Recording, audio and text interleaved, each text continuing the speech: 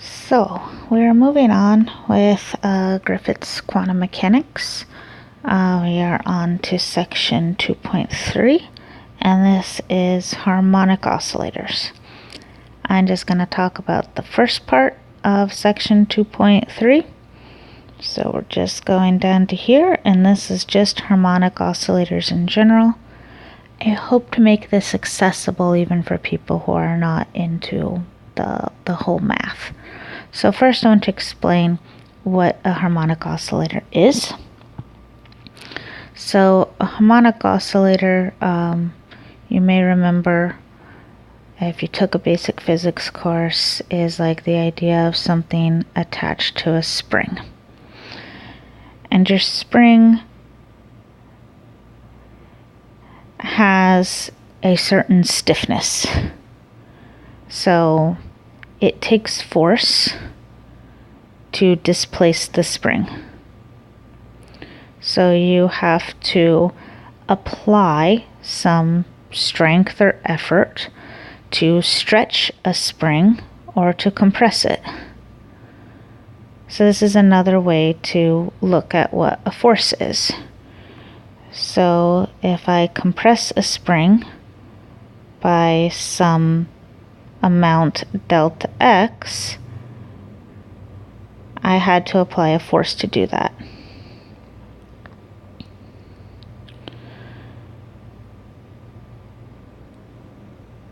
Same thing with stretching that. So it doesn't matter what direction, I had to apply some force in order to displace the spring. So we can think of that as the force needed to displace the spring, meaning the force needed to move the spring from one position to another position. And I'm saying spring in a very general way. This is the same, like, say, for any solid piece of anything. You want to bend a steel bar, that's going to take force. So that will definitely take some force to do. That force is going to be proportional to how stiff the solid or how stiff the spring is. So we have this idea that we can quantify stiffness. I'm sure there's a dirty joke in there somewhere, but I can't think of it, as being a force per distance or per displacement. So we're quantifying this displacement or this stiffness here as a Newton over a meter. So newtons per meters. It takes Superman 100 newtons per meter to bend the steel bar. Right? If I have a sheet of paper, it takes, 0.5 newtons to displace the paper by 10 centimeters, whatever. So this is quantified in what's called Hooke's law, or we have the force equals negative the spring constant times the displacement. So we have our force. So this is Hooke's law. Our force equals negative stiffness times displacement. We also have Newton's second law. That's still true. A force is a force no matter what. So force, the idea of force is it is something that causes a displacement. We can think of it two ways. I can think of it as moving my object with mass from point A to point B. I had to change its position from XA to XB.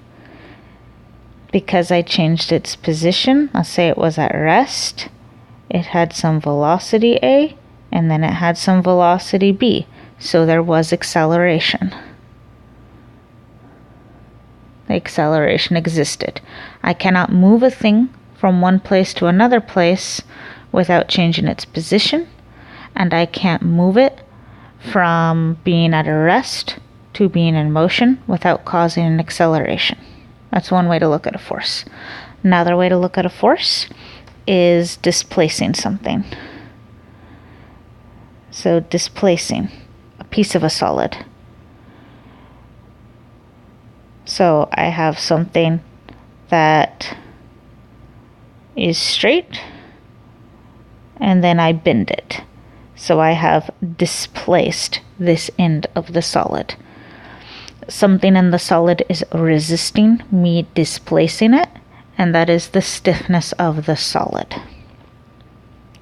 I find it very bizarre. I would love for somebody to do a documentary or show on why it is that everybody knows this, and yet this is kind of wishy-washy. I think it's fascinating that science history is always told through astronomers, and I don't want to diss on astronomers. My point is, why are astronomers historically and culturally so good at science communication, and material scientists suck at it? I find that fascinating. I think it has to do with the fact that industry uses this, and industry like to keep secrets, whereas astronomers are publicly funded and they use this. And to be publicly funded, you have to, actually talk to the public every once in a while. So that's a whole different tangent. Anyway, Hooke's law, very powerful. Let's put them together. We have F on this side, we have F on this side, which means that these guys equal each other, right? Now, as I said, if you have an acceleration, that means that you had a change in velocity. So you had a change in velocity by definition. And if you had a change in velocity, you had a change in position.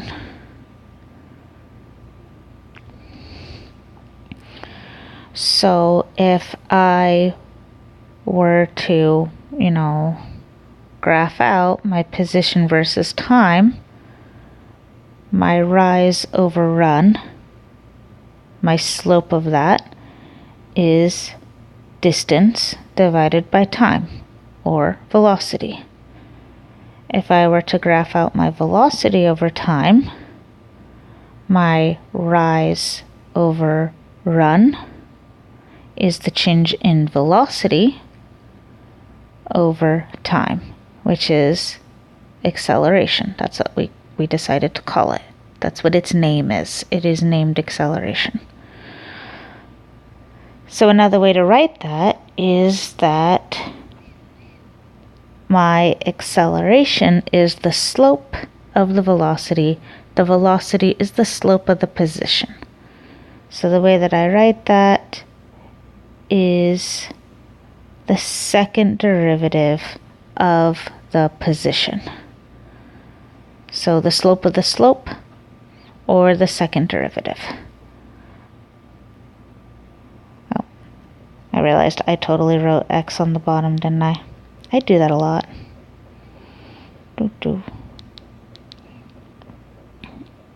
ddt. There we go. Let's write x over here. So we are taking the slope with respect to time in both cases, and then we have our position. So the slope of the position with respect to time taken twice, the slope of the slope. Another way to write that, by the way, is this equals the same thing, by the way. Okay. So now what we have here is what we call a differential equation. Because on one side we have a derivative, and we have a derivative of x with respect to t, and over here we have x. So what this is it's a relation between a function and its second slope. So when we look at how to solve that as a differential equation, just solving this guy as a differential equation, we need to have a function x as a function of time, position as a function of time, has to be something that equals the negative, because we got a negative number here for convenience, the slope of its slope.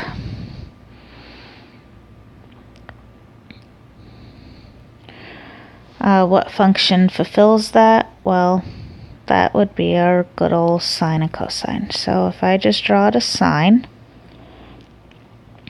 since I have graph paper, I probably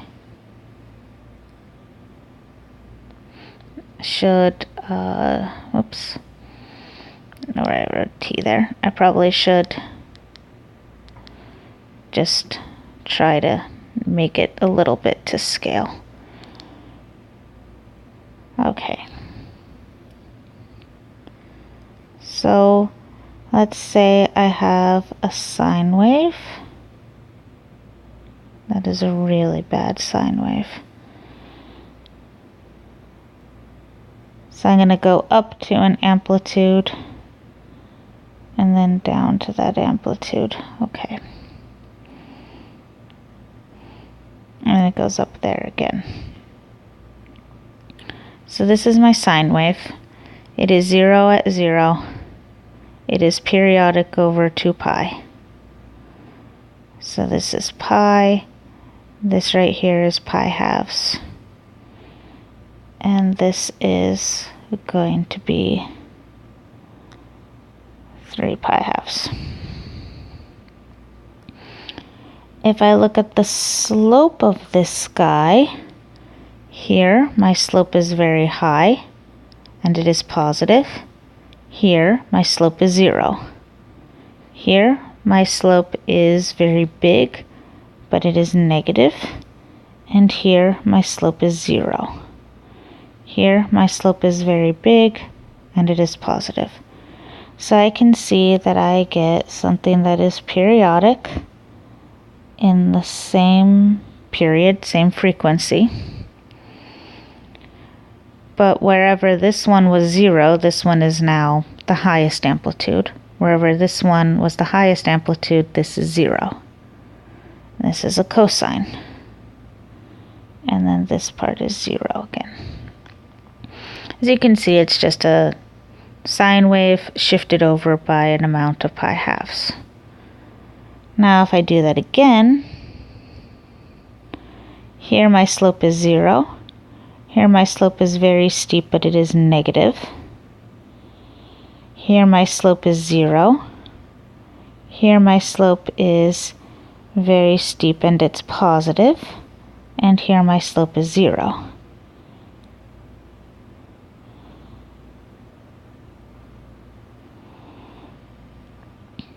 And then here it's very steep and negative, so that would go down again. So what I got was something that looks just like a sine wave, except it's now negative. And I could do the same thing again if I keep going, and what I would get down below is a negative cosine. So sine and cosine have a special relationship in that the second derivative, and let's just, this works if you're doing time or space derivatives. Been doing too many space derivatives lately. So the derivative of a sine is a cosine, and the second derivative of a sine is a negative sine. The derivative of a cosine is a negative sine. Now, see, that's negative sine. And the second derivative of cosine, because then we have a derivative of negative sine, is negative cosine.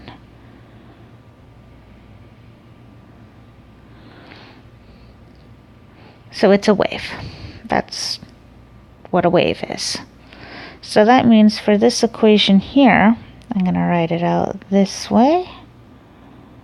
My second derivative with respect to time of my x equals the same x with a negative k out in front. I'm going to go ahead and divide both sides by my mass. And what I get is k over m times x. Okay, now for every sine or cosine, we have to have some argument here. So this is a sine with respect to t. Whatever is inside my argument of a sine has to have 0 or no units. I can't have units inside my sine. So we call that frequency, or in this case angular frequency, because it's periodic in 2 pi. So my angular frequency term omega just has this 2 pi wrapped inside it. So that's just because we get sick of writing 2 pi all the time, okay? Now, what happens when you take a derivative, though, is we always have to take the derivative of the inside times the derivative of the outside. So I get another factor out here. So I have to take the derivative of inside the parentheses, that is omega, times the derivative of outside the parentheses, that is negative cosine. Now when I take the time derivative of negative omega times cosine omega t, I again take the derivative of the inside, that is omega.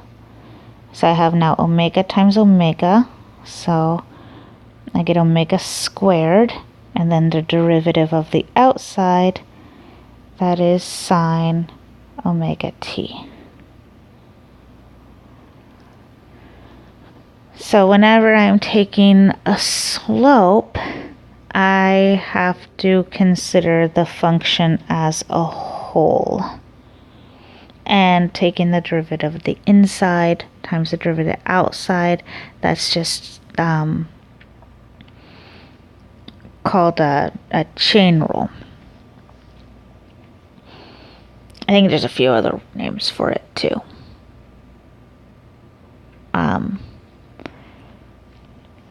So debating if I want to explain that more, but I guess I'll just leave that for now. Okay, we could do the same thing with the sine, or with the derivative of the cosine, and we get the same idea. So what that means is that this x function, x, which is some function of time t, has to be like some sine wave or a cosine wave, or it can be any combination of a sine wave and a cosine wave. And we could have any constants out in front, because the constant is just like a, if you're used to working with electronics, it's like a bias. If you start your circuit at 5 volts bias, like 5 volts DC bias, you're always going to have that 5 volts DC bias no matter what you do. So constants are working the same way, like they are not contributing to your slope at all. So this is our general solution to any sort of equation where the function equals the negative of its own second derivative. This is a general solution.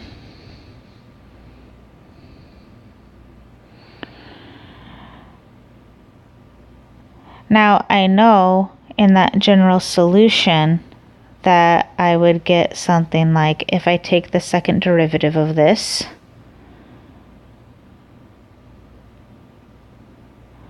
that I would get like some a of x. I would get some a times omega squared sine omega t plus b omega squared, negative and negative, omega cosine, omega squared cosine omega t. I'll write that over here.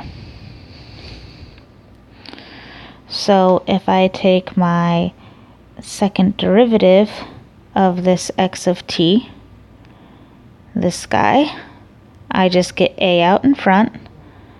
I get omega squared sine omega t plus just my b, and it's a negative, and that'll be omega squared cosine omega t. So let's go back to my original equation here. So I have negative a omega squared sine omega t minus b times omega squared cosine omega t equals negative spring constant k over m, which is times x, which x is this guy right here.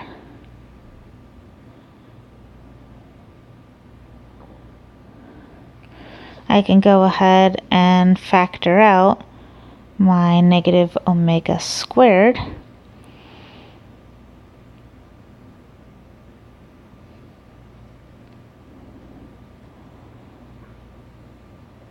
And what I have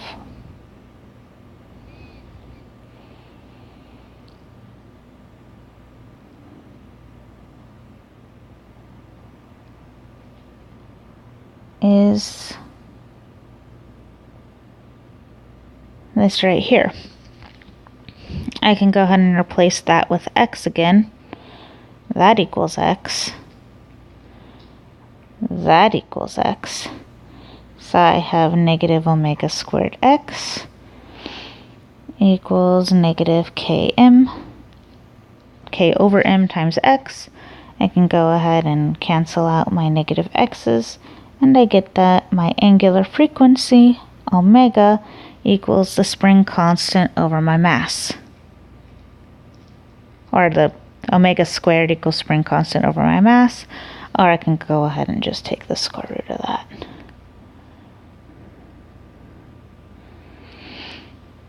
That's this result here.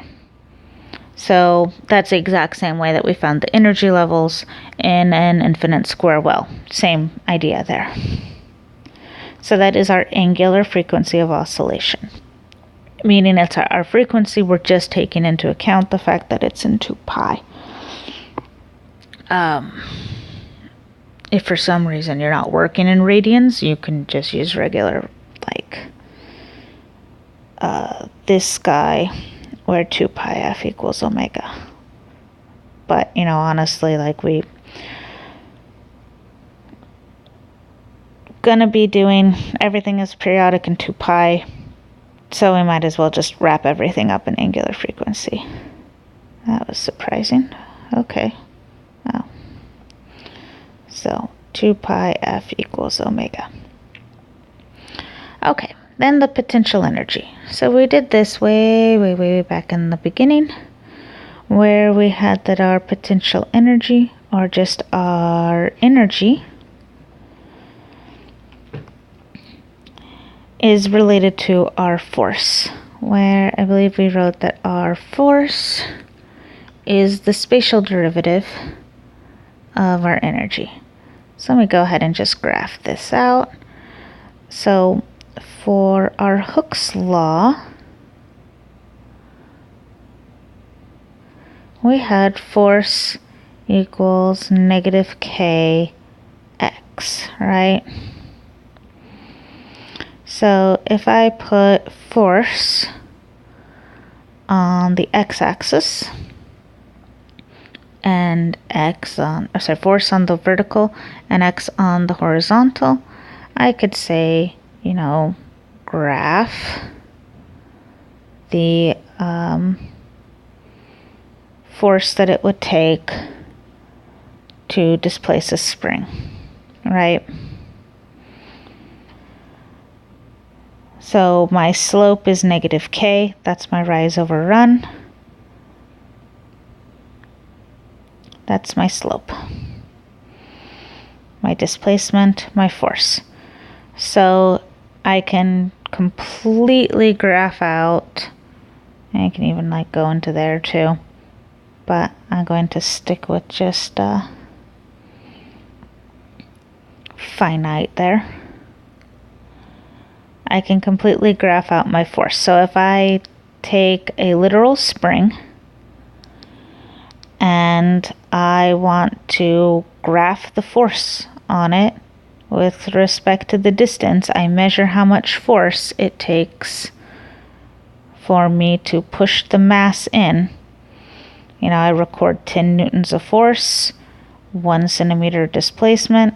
I'm going to build this graph. The energy of the spring is the area under this curve.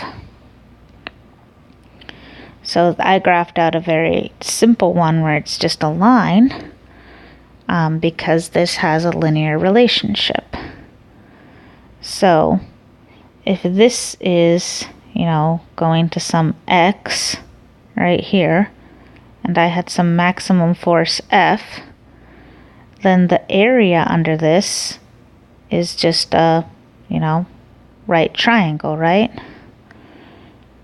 So area of a triangle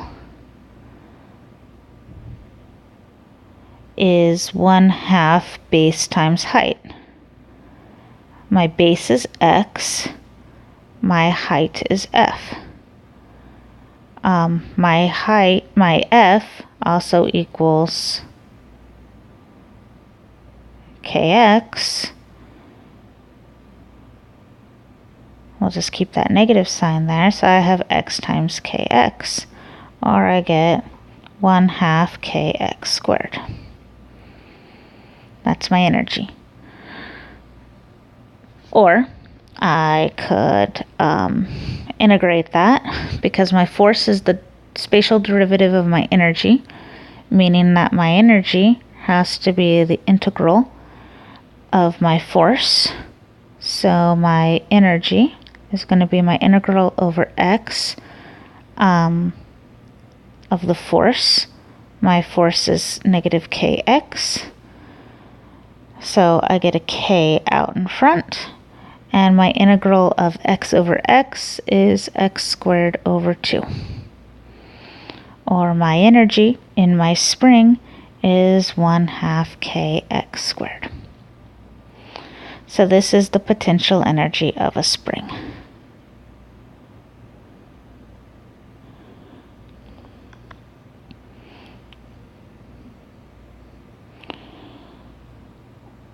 This is typically written as US.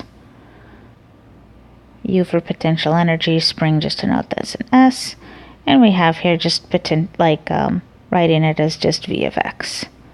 So what that means is that if, like before, we had a particle trapped in a square well, the sides of our square well were V equal infinity, and they were straight lines.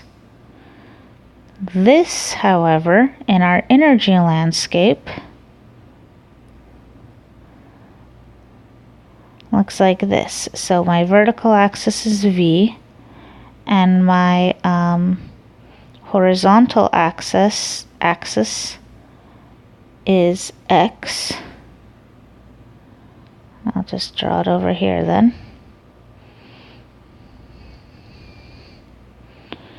So I have V on the vertical, I have X on the horizontal. This is a parabola, and there you go. So that's my harmonic potential.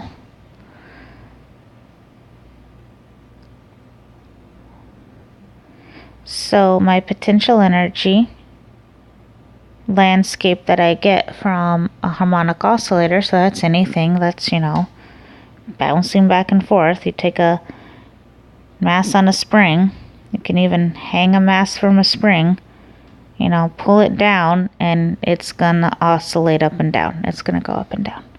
We're of course ignoring friction because we always do. We're on small enough scale that we just don't care. And we're simplifying things. That's what you do in physics. And it's going to bounce back and forth. It's going to be periodic. This is how we tell time. Same exact idea with old grandfather clock where you had a pendulum going back and forth. Now what we do is we have like a quartz crystal, and our quartz crystal, I believe, is quartz is SiO2. And those molecules bounce back and forth. We characterize their molecular bond, like they're solid. What is holding these solids together? We characterize those as being a spring, as having a spring constant, and those atoms, molecules are all wiggling back and forth with some defined frequency. We measure what that frequency is. We use that as a calibrant, then we tell time from it. So we all use harmonic oscillators all the time. Now, obviously, as Griffiths points out here, there's no such thing as a perfect oscillator, okay? Like, obviously. There's going to be a point, you can't compress it past 0, clearly. And you can't stretch it out too much. Like at one point, you can't stretch out the spring to infinity, the spring's going to break. You can't even get close to infinity because the spring is going to stretch out and you're going to lose your tensile strength. So what you can do there is expand out this potential in what's called a Taylor series. Now, a Taylor series is where you take a function, you take a summation of the function, over n to infinity. So you take a summation of the function where you take the nth derivative, so the nth slope, the slope of the slope of the slope, around a center point A. In this case, the center point is x naught, so it's centered about x naught, and then divided by n factorial. And I think I still have it up, where there was a really nice animation, there it is, where as you increase your n, you get closer and closer to the conversion function. So this is looking at an exponential function where you take the Taylor series for different n's. And you can see that as you get in closer and closer to infinity, the closer convergence you have to that limiting function of an exponential. This is how you get computers to do numerical results. This is why calculators are going to return you different numbers for sines and cosines, because your calculator is just doing this, and depending on what calculator you have, it is going to have a different number of terms in it. Some calculators may have 3 terms, some may have 5 terms. That's why you get a little bit of variation in these numbers that your calculator returns you. It all depends on what you're truncating this series at. You have to truncate it somewhere. So if we just, pick the reasonable place to stop this, right? So you subtract this constant. You can add the constant to it. That's just like it's just like a DC bias voltage. And then you know that in this case, our first derivative around our center point is 0 because, well, it's a parabola. So the slope here is 0. The slope is 0. So we don't have this guy. That went away. That's just a biased constant. So what we get is this approximation. If it's small, like this is, a reasonable thing if it's small. Here's a nice picture of it. So we have something centered around x naught. We can have any old wacky potential we want, but inside this region, if we're just looking here, it's going to behave like a harmonic oscillator. You could take any point here centered around, say, x naught. For a certain range, it's going to be a harmonic oscillator. So it is a reasonable approximation to make. You're going to have to make approximations. I know there was a joke in Big Bang Theory, I think it was episode 1, about how he wanted to make the Born-Oppenheimer approximation exact so he didn't have to approximate it. It was kind of dumb.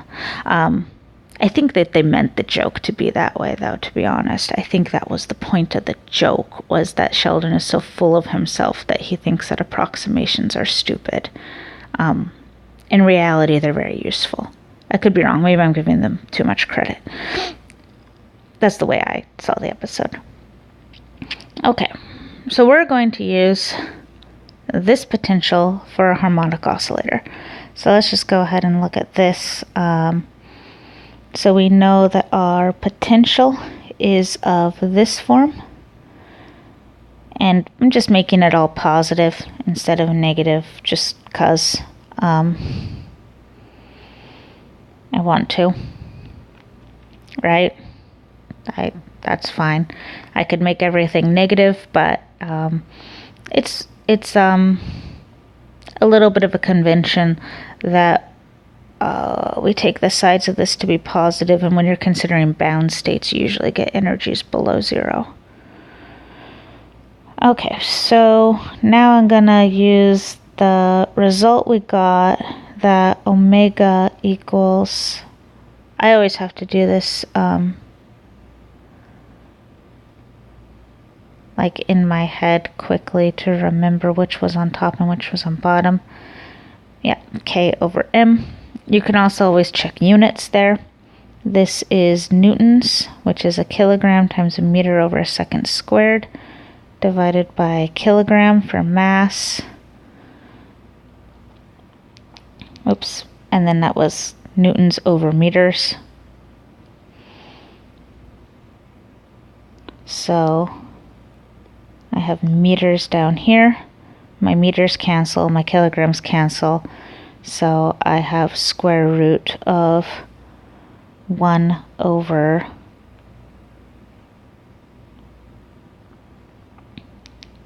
second squared. 1 over second squared, which is the same as 1 over seconds, which is the units of a frequency. That's a hertz. So, yay, that works. We can go ahead and solve that for K. And what we have is K equals mass times omega squared. So the potential is going to be 1/2 mass omega squared times x squared. We plug that into our Schrodinger equation. So our Schrodinger equation is negative h bar over 2m times the second spatial derivative of the wave function plus the potential energy times the wave function equals the energy of the wave function. d x squared psi plus v psi equals e psi, or the Hamiltonian of the psi equals the energy of the psi, where our Hamiltonian is our total energy. So this is our equation that we're going to solve for simple harmonic oscillators. Unlike a square well, so for our infinite potential square well, we just had this because in that case we were considering our potential energy inside the square well to be 0. So this was the equation we solved for an infinite square well. Now we're going to be solving an equation that has a potential, and it has a particular potential, is the potential of a harmonic oscillator. Now there's 2 ways to do this, and Griffiths goes through both of them. We'll do those in the next video. There is, just bashing it out using a power series expansion, so kind of like a Taylor series. You're going to be expanding your function into an infinite series. And then the other way we're going to use is ladder operators. I find that it usually seems like people want to do the power series expansion because I think people generally like the idea of something that just applies for everything. I just want one solution that does everything for me. Which it does. It's just that it's harder to do. Once you get comfortable with operators, though, these ladder operators are so much easier. So I guess it's one of those things that you kind of maybe grow into. So at first, when you're first learning it, like your comfort zone is probably gonna be in like the straight out brute force, expanding it to a power series. You're gonna feel comfortable with that because even though it's hard, it's familiar. Whereas ladder operators, or operators in general, are probably new, so they're not as comfortable.